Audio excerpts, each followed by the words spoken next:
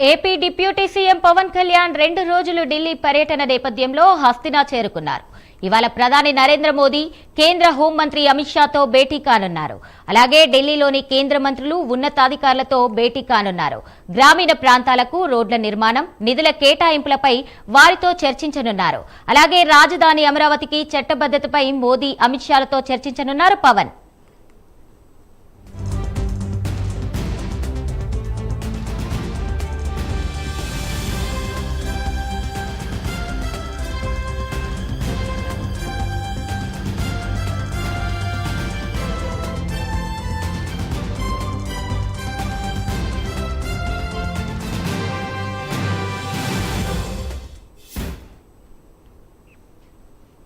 AP deputy CM Pawan Kalyan 2 రోజులు ఢిల్లీ పర్యటన నేపథ్యంలో హస్తినా చేరుకున్నారు.